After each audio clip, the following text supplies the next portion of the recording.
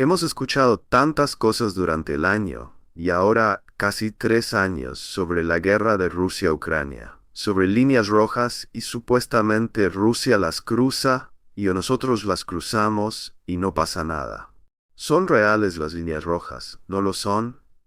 Bueno, Vladimir Putin salió en un discurso hoy donde dijo que lo único sobre las líneas rojas es que estamos tratando de empujar a Rusia más allá de sus líneas rojas y queriendo ver qué va a pasar. Él estaba un poco confuso y no estaba claro por qué era eso, pero parece estar bastante seguro de que hay líneas rojas y si empujamos lo suficiente, vamos a descubrir dónde están. Ahora tenemos que examinar, especialmente en esta etapa tardía del juego, cuando la guerra ya está efectivamente terminada, y literalmente estamos en el acto final de ella ahora, y esperando que se desarrolle el final del juego, una vez que Trump sea inaugurado. Eso ha sido muy claro. ¿Por qué querríamos descubrir en esta 1/10 dónde están las líneas rojas para Rusia? ¿Y cuáles serían las consecuencias si tenemos éxito en intentar desentrañar algo de esto? Tenemos a uno de los mejores comentaristas aquí en los Estados Unidos y realmente en el mundo, y ese es nuestro buen amigo, el profesor John Mearsheimer, que es teórico de Relaciones Internacionales y profesor de Ciencias Políticas en la Universidad de Chicago. Profesor, bienvenido de nuevo al programa. Gracias, Danny, me alegra estar aquí. Bueno, sí, vamos a adentrarnos en esto. ¿Por qué queremos continuar empujando a Rusia hasta descubrir si estos misiles de largo alcance son realmente una línea roja o no? ¿Cuál es el beneficio para los Estados Unidos o el Occidente y la OTAN en esta hora tardía? Bueno, no creo que la administración Biden, que por supuesto está conduciendo este tren, esté interesada en probar líneas rojas o probar a Putin. Creo que lo que la administración Biden está interesada en hacer es todo lo posible para asegurarse de que Ucrania no pierda en el campo de batalla. No colapse antes del 20 de enero. Número 1 y número 2, creo que la administración Biden quiere poder decir después del 20 de enero que hizo todo lo posible para ayudar a Ucrania, que al permitir que Ucrania use estos misiles de largo alcance, estos misiles Atacama, para golpear a la madre Rusia, ellos pueden decir, ellos siendo la administración Biden después de dejar el cargo, que le dieron a Ucrania todo lo que querían. Así que creo que eso es realmente lo que está pasando aquí, porque creo que de ninguna manera significativa el uso de Atacama va a hacer que los rusos realmente aumenten la apuesta, especialmente para ira nuclear. No tienen que hacer eso. Respondieron la primera vez con el misil Ereshnik. La segunda vez respondieron con un golpe masivo contra la red eléctrica en Ucrania. Así que los rusos responderán, pero los rusos no tienen interés en dejar que este conflicto se descontrole, porque como dijiste, están al borde de la victoria. Hemos escuchado tantas cosas durante el año, y ahora casi 3 años, sobre la guerra de Rusia-Ucrania, sobre líneas rojas y supuestamente Rusia las cruza y nosotros las cruzamos y no pasa nada. ¿Son reales las líneas rojas? ¿No lo son? Bueno, Vladimir Putin salió en un discurso hoy donde dijo que lo único sobre las líneas rojas es que estamos tratando de empujar a Rusia más allá de sus líneas rojas y queriendo ver qué va a pasar. Él estaba un poco confuso y no estaba claro por qué era eso, pero parece estar bastante seguro de que hay líneas rojas y si empujamos lo suficiente, vamos a descubrir dónde están. Ahora tenemos que examinar, especialmente en esta etapa tardía del juego, cuando la guerra ya está efectivamente terminada, y literalmente estamos en el acto final de ella ahora, y esperando que se desarrolle el final del juego, una vez que Trump sea inaugurado. Eso ha sido muy claro. ¿Por qué querríamos descubrir en esta 1/10 dónde están las líneas rojas para Rusia? ¿Y cuáles serían las consecuencias si tenemos éxito en intentar desentrañar algo de esto? Tenemos a uno de los mejores comentaristas aquí en los Estados Unidos y realmente en el mundo, y ese es nuestro buen amigo, el profesor John Mearsheimer, que es teórico de Relaciones Internacionales y profesor de Ciencias Políticas en la Universidad de Chicago. Profesor, bienvenido de nuevo al programa. Gracias, Danny. Me alegra estar aquí. Bueno, sí, vamos a adentrarnos en esto. ¿Por qué queremos continuar empujando a Rusia hasta descubrir si estos misiles de largo alcance son realmente una línea roja o no? ¿Cuál es el beneficio para los Estados Unidos o el Occidente y la OTAN en esta hora tardía? Bueno, no creo que la administración Biden, que por supuesto está conduciendo este tren, esté interesada en probar líneas rojas o probar a Putin. Creo que lo que la administración Biden está interesada en hacer es todo lo posible para asegurarse de que Ucrania no pierda en el campo de batalla. No colapse antes del 20 de enero. Número 1 y número 2, creo que la administración Biden quiere poder decir después del 20 de enero que hizo todo lo posible para ayudar a Ucrania. Que al permitir que Ucrania use estos misiles de largo alcance, estos misiles Atacama, para golpear a la madre Rusia. Ellos pueden decir, ellos siendo la administración Biden, después de dejar el cargo, que le dieron a Ucrania todo lo que querían. Así que creo que eso es realmente lo que está pasando aquí, porque creo que de ninguna manera significativa el uso de Atacama va a hacer que los rusos realmente aumenten la apuesta, especialmente para ira nuclear. No tienen que hacer eso. Respondieron la primera vez con el misil Ereshnik.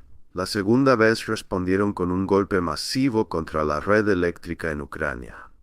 Así que los rusos responderán, pero los rusos no tienen interés en dejar que este conflicto se descontrole, porque como dijiste, están al borde de la victoria. Invadiendo Georgia en 2008, anexando Crimea en 2014 e intentando conquistar toda Ucrania en 2022. Si Trump puede convencer a Vladimir, su amigo, de eso, él será capaz de hacer lo que siempre dijo que era su objetivo, poner fin a la guerra en Ucrania.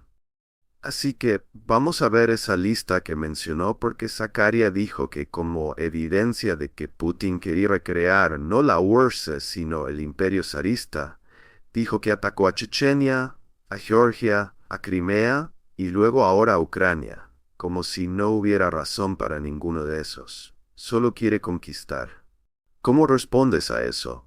Bueno, creo que esas afirmaciones son simplemente absurdas. Quiero decir, en primer lugar, con respecto a Chechenia, eso fue un problema interno ruso, fue una insurrección en Chechenia, y los rusos lidiaron con eso, pero no tenía nada que ver con recrear el imperio ruso con respecto tanto a Georgia como a Ucrania. Ya sea que estés hablando de lo que sucedió con respecto a Crimea en 2014, o si estás hablando de la guerra en Ucrania, que comenzó 8 años después, en 2022. Esos conflictos fueron todos sobre la expansión de la OTAN, no tenían nada que ver con que Putin estuviera interesado en recrear el imperio ruso. Putin nunca ha indicado que tuviera algún interés en recrear el imperio ruso, y además ha dejado manifiestamente claro con respecto tanto a Georgia como a Ucrania que todo esto era sobre la expansión de la OTAN, y con respecto a Ucrania más en general, era todo sobre el esfuerzo occidental para hacer de Ucrania un baluarte occidental en la frontera de Rusia, desde su punto de vista. Esto era inaceptable. Y con respecto al punto de Zakaria, de que Putin está empeñado en conquistar toda Ucrania, nunca ha habido ninguna evidencia de que estuviera interesado en hacer eso. Y de hecho, no tiene la capacidad militar para hacerlo, como me gusta decir. Cuando los alemanes conquistaron la mitad occidental de Polonia y la incorporaron al Tercer Reich, estaban conquistando un pedazo de territorio que es mucho, y subrayo la palabra mucho más pequeño que Ucrania.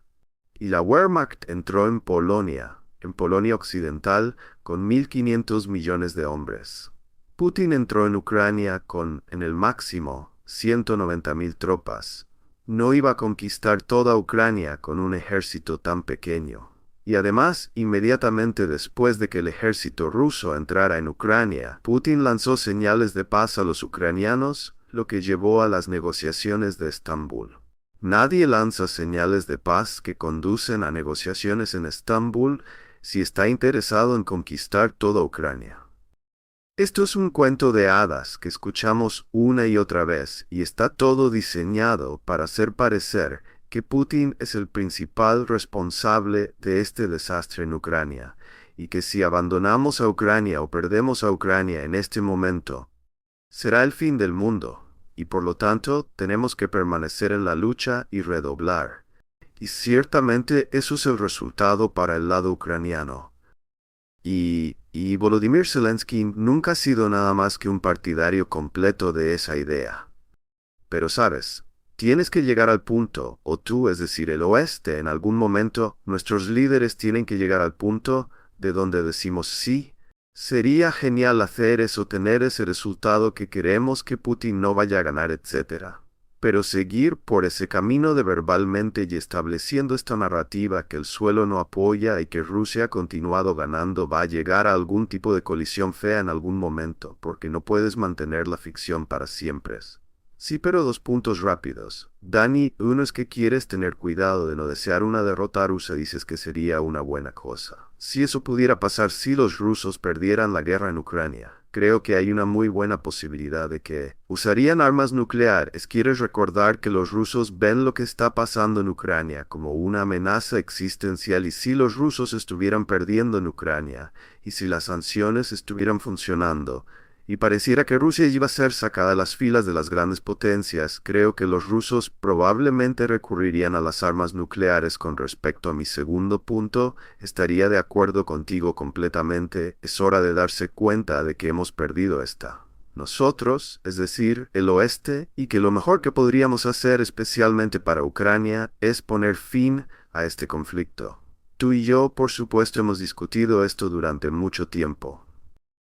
Este fue el argumento que tú y yo hicimos conjuntamente en el Consejo de Relaciones Exteriores a principios de este año, pero nadie nos escucha porque tantas personas están comprometidas a permanecer en esta lucha, porque tienen esta ilusión de que Ucrania puede ganar, que puede contener a los rusos en el campo de batalla, pues la marea recuperar su territorio, y así sucesivamente y así sucesivamente. Esto es delirante, pero no parece ser el caso de que todas las personas clave en el establecimiento de política exterior en los Estados Unidos compren este argumento. Estoy seguro de que algunos de ellos lo hacen en este punto. Imagino que Trump, Vance y un puñado de otras personas en la nueva administración compran este argumento, pero cuando miras la alineación de personas que Trump está trayendo consigo, hay muchos halcones super en esta nueva administración entrantes. Sí, será interesante ver cómo se desarrolla eso con la aparente, no sé si es contradicción, pero ciertamente diversidad de opiniones sobre este tema. Supongo que deberíamos decir interesante. Tú tocaste el tema nuclear allí en tu primer comentario, tu primer punto allí que acabas de hacer, y es interesante porque muchas de las personas en el oeste, de hecho vi a uno en un canal europeo ayer, supongo que era donde están diciendo, escucha, el hecho de que Putin sigue hablando de armas nucleares y cambiando sus dinámicas nucleares o sus mecanismos de aplicación, etc. Eso es porque son tan débiles y saben que tienen que tener eso listo para evitar una derrota. Pero hoy más temprano Putin tenía una opinión diferente sobre eso. La proporción de equipos militares de última generación en las fuerzas nucleares es ahora del 95%. Y los principios básicos que rigen el uso de tales armas han sido actualizados como se describe en la política actualizada de disuasión nuclear estatal. Y una vez más, para que nadie nos acuse de fanfarronear, nuclear es una política de disuasión. Entonces, ¿quién está inventando cosas aquí? ¿Está Putin diciendo esto para cubrir su debilidad, o los europeos haciendo este comentario que están diciendo solo para cubrir nuestra debilidad? Mira, está muy claro que es Ucrania la que es débil y Rusia la que es fuerte. El general Kabolike es el comandante supremo aliado en Europa. Ha dejado muy claro que el ejército ruso hoy es una fuerza de combate mucho más formidable de lo que era en 2022 cuando estalló la guerra, y casi todo el mundo reconoce que Ucrania está en una posición mucho más débil hoy de lo que estaba en 2022. El equilibrio de poder en 2022 favorecía a Ucrania. Ucrania lo hizo muy bien en 2022. Ese mundo se ha ido en 2024 y en diciembre de 2024, en particular, el equilibrio de poder ha cambiado de manera significativa en desventaja de Ucrania y van a perder la guerra. Exactamente como se ve la derrota es difícil de decir. Creo que los rusos ganarán una victoria fea, pero van a ganar de todos modos, y los rusos no son débiles, son los ucranianos los que son débiles, y todo este discurso sobre una Rusia débil, y la idea de que ahora los tenemos contra las cuerdas, y si Trump entra y juega duro con ellos, el conseguir que negocien un acuerdo que es favorable para Ucrania. Y para el oeste es delirante, simplemente no va a suceder. Putin está en el asiento del conductor, es por eso que no va aceptar un alto al fuego. Trump va a entrar y probablemente quiera implementar un alto al fuego de inmediato. Putin sería un tonto si aceptara implementar un alto al fuego. Está ganando ahora, porque detendría la lucha y daría a Ucrania el oeste tiempo para reagruparse para que puedan poner una lucha más formidable más adelante. Eso no tendría sentido estratégico en mi opinión, y entonces, y hablando de pensamiento delirante, y sé que configurarlo, así que hay cualquier número de personas a las que podría estar poniendo en el próximo espacio que encajan en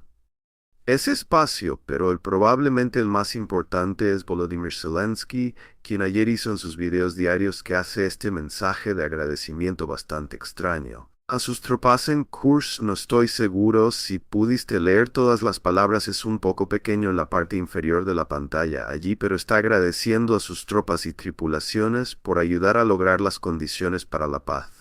Luego pasó a decir que sabes que todos nuestros objetivos ciertamente se van a lograr. Quiero decir que así es difícil.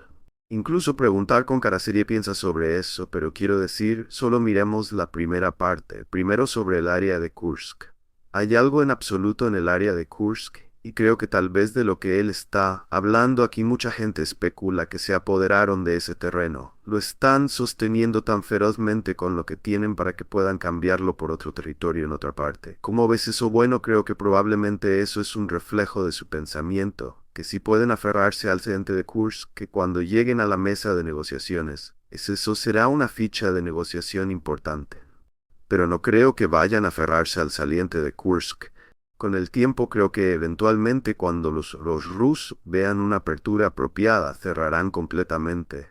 Ese saliente simplemente no creen que sea el momento adecuado para hacer eso porque tienen otros peces que freír. Pero cuando lleguen a la mesa de negociaciones en algún momento en el futuro no vas a conseguir una paz genuina aquí, porque ni los ucranianos ni el oeste van a aceptar la conquista territorial rusa que veremos en ese momento, y es difícil para mí imaginar a los ucranianos y al oeste aceptando la demanda de Putin de que Ucrania tiene que ser un estado genuinamente neutral y que no puede estar en Ucrania y ni siquiera puede ser un miembro de facto de Ucrania. Ya puedes imaginar al oeste y a Ucrania aceptando eso. No puedo, y no puedo imaginarlos aceptando todas estas conquistas territoriales que los rusos ya han hecho y las próximas. También así que no veo un acuerdo de paz genuino. Aquí veo un conflicto congelado con todo tipo de potencial para que ese conflicto congelado se caliente de nuevo y se convierta en una pelea en algún momento en el camino. Pero mira, aquí está una de las cosas que mitigan contra un conflicto congelado, es que para el lado de Ucrania, para siquiera mantener las líneas, tienen que tener mucha más gente porque están siendo masticados a velocidades increíbles y están perdiendo territorio. Como es así que tendrían que aumentar su personal para incluso llegar a un punto de congelación en una línea estática en el frente, porque ahora por supuesto están perdiendo otra cosa de la que habló Putin, y que creo que es realmente importante y que necesita ser discutida. Dijo que para que ellos obtengan ese número adicional de personas, para siquiera tener la posibilidad de hacer eso significa que van a tener que bajar la edad de movilización hasta los 18 años, y Putin tenía esto que decir sobre eso: si reducen la edad de movilización, bajan la edad de servicio, no cambiará la situación en el campo de batalla como no lo hizo para la Alemania de Hitler, pero será una de la serie de crímenes que cometen contra su gente. No protege los intereses del pueblo ucraniano. Tal decisión solo protegería las decisiones de quienes dan decisiones desde el extranjero. Esa es la única motivación. Nuestros jóvenes serán arreados y enviados al matadero. Vimos cómo los están atrapando en las calles como perros callejeros y enviados a enfrentar las balas. ¿Crees que es una buena analogía? Hablemos de la pantalla completa de los alemanes en las últimas etapas de la guerra. Cuando estaba perdida y solo estaban lanzando a quien pudieran conseguir hombres viejos y niños a uniformes, ¿crees que es una analogía justa movilizar 18 años? No en el sentido de que 18 y 19, 20 años son diferentes de 12, 13, 14, 15 años. Cuando yo estaba en el ejército estadounidense y la gente estaba siendo reclutada, creo que la edad de reclutamiento era de 19 años. Y había muchas personas que lucharon en la Segunda Guerra Mundial del lado estadounidense que tenían 18 años. Así que creo que sí, trajeras a jóvenes de 18 y 19 años. Eso ayudaría algo. El problema al que se enfrentan los ucranianos es doble. Uno es que en realidad debido a los patrones de nacimiento en Ucrania, a lo largo del tiempo, y esto es el pasado del que estamos hablando, no hay muchos jóvenes de 18 y 19 años disponibles en este momento. Y el segundo, y quizás incluso más importante punto, es que Ucrania está en una espiral demográfica de muerte independientemente de esto. Esto es lo que está sucediendo a nivel demográfico en Ucrania, es catastrófico. Y esto solo empeoraría una situación horrible porque, como dejó claro Putin, estarías trayendo grandes cantidades de jóvenes de 18 y 19 años a la picadora de carne, morirían en grandes cantidades y eso solo exacerbaría el problema demográfico y no mejoraría la situación en el campo de batalla, porque simplemente no hay suficientes jóvenes de 18 y 19 años para hacer una diferencia, así que es difícil ver cómo resolver el problema. Y siguiendo con el tema delirante por un momento del que acabo de hablarte sobre la visión de Volodymyr Zelensky sobre eso, pero también aflige a muchos en Europa. Así que aquí hay un experto del Baltic Defense College, así que eso dice un poco cuál puede ser su motivación en un programa de televisión ayer, diciendo que básicamente que por eso toda esta movilización adicional, cosas adicionales desde la Casa Blanca.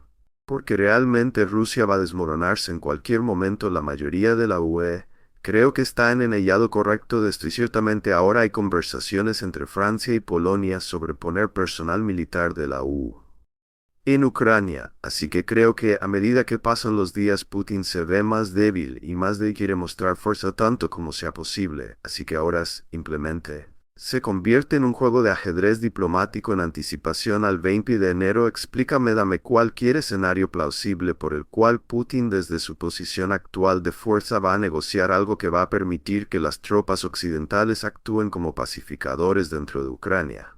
Él no quiero decir en primer lugar estaríamos locos, es decir, el oeste de poner tropas de la UE en Ucrania. Eso significaría que estaban en la pelea y estas tropas de la UE son tropas de la OTAN.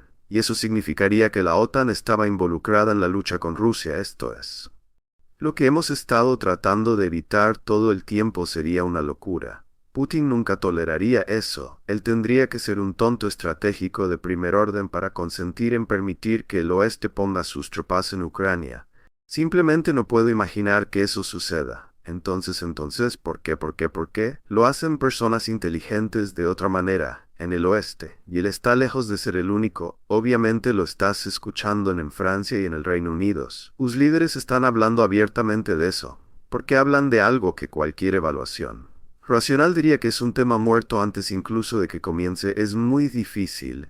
Te quiero decir, creo que estas personas están básicamente desesperadas y, sabes, agarrándose a pajitas. Quiero decir, no sé cuál sería una buena explicación para por qué personas de otra manera inteligentes hacen argumentos tan notablemente tontos. Quiero decir, la guerra en Ucrania está perdida si vas a tomar la decisión de enviar tropas de la OTAN y enfrentar a los rusos. Eso es una cosa, pero si no vas a enviar tropas de la OTAN, no vas a luchar en la Tercera Guerra Mundial contra los rusos en Ucrania. Entonces creo que básicamente tienes que aceptar el hecho de que esta guerra está perdida y comenzar a descifrar cómo lidiar con ese final de juego o lidiar con ese resultado y descifrar, sabes, cuál es la mejor estrategia para avanzar. Pero simplemente nos negamos a admitir que esta está perdida y todo el mundo está buscando una estrategia inteligente para salir del aprieto en el que estamos, y no creo que haya una estrategia inteligente, y sé que tú no piensas que haya una estrategia inteligente, tampoco si hay ni si hubo. Era una estrategia inteligente, la habríamos encontrado, todos estarían hablando de eso, ¿sabes? Usaste esa frase juego final, ahí empezando a traspasar un poco al pensamiento occidental, porque el New York Times hace un par de días tuvo ese título, creo que fue durante este fin de semana, el juego final en Ucrania, cómo la guerra podría llegar a su fin el próximo año. Creo que probablemente deberían haber hecho ese subtítulo, cómo la guerra llegará a su fin el próximo año.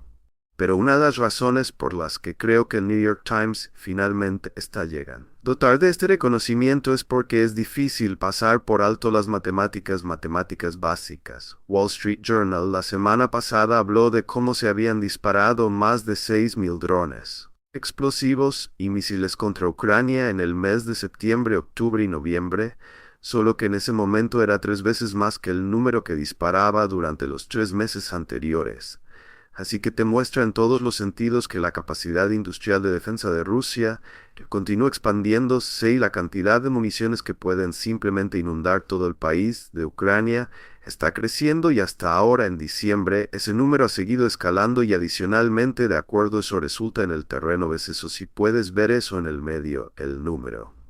Más bajo allí es 50 kilómetros cuadrados el territorio que Rusia tomó en el mes de junio, y luego ves cómo se disparó cada mes único está aumentando su rapidez hasta 700 kilómetros cuadrados, que fueron capturados en el mes de noviembre, por sí solo que es 4.7 veces más de lo que consiguieron en todo el año 23. Sí que todo lo que miras, todas las matemáticas continúan yendo en contra de Ucrania, y es simplemente difícil entender cómo alguien en el oeste ignora las matemáticas y piensa que hay alguna manera mágica de cambiarlo. Estoy de acuerdo, quiero decir, solo para ir a la historia del New York Times que pusiste en la pantalla, creo que no hay duda de que el New York Times entiende que se acerca al juego final.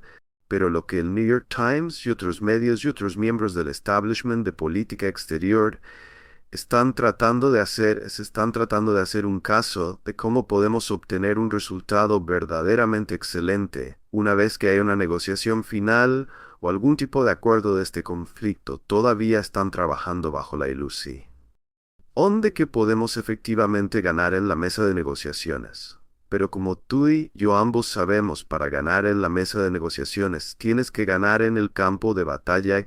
Son los rusos los que están ganando en el campo de batalla. Por lo tanto, van a ganar en la mesa de negociaciones. Esto no quiere decir que van a ganar una victoria decisiva, que el oeste y los ucranianos van a lanzar sus manos y ceder todo a los rusos. Pero los rusos van a ganar una victoria fea, van a terminar anexando una enorme porción del territorio ucraniano y Ucrania va a quedar como un estado disfuncional, y hacia ese fin, sabes, Trump ha estado haciendo campaña y dijo todo el desde esa, o al menos en la primera parte después de la campaña, que él citaría poner fin a la guerra en un día, etc. Entrando bien en una conversación reciente justo antes de que saliéramos al aire aquí, parece estar reconociendo un poco más cuanto más cerca llegamos al 20 de enero que esto va a ser un poco más difícil de lo que él pueda pensar. Creo que el Medio Oriente estará en un buen lugar, creo que en realidad más difícil será la situación de Rusia-Ucrania, lo veo como más difícil. Cuando dices que habrán o creo que deberían haber permitido que se dispararan misiles a 200 millas dentro de Rusia, creo que eso fue algo malo y eso trajo a los coreanos, ya sabes, Corea del Norte, otro hombre con el que me llevo muy bien, soy el único que lo hace entonces, ¿cómo lees esos comentarios? Lo lees como empezando a ser un poco más realista, sí creo que eso es verdad. Danny no había visto esos comentarios hasta justo ahora, pero como señalabas, Trump estaba jactándose de que podría resolver esto incluso antes de mudarse a la Casa Blanca. Y luego estaba diciendo que podría resolverlo inmediatamente después de mudarse a la Casa Blanca. Pero ahora creo que reconoce que esto es un problema realmente espinoso, y creo que se da cuenta de que va a tener que hacer grandes concesiones, cielo.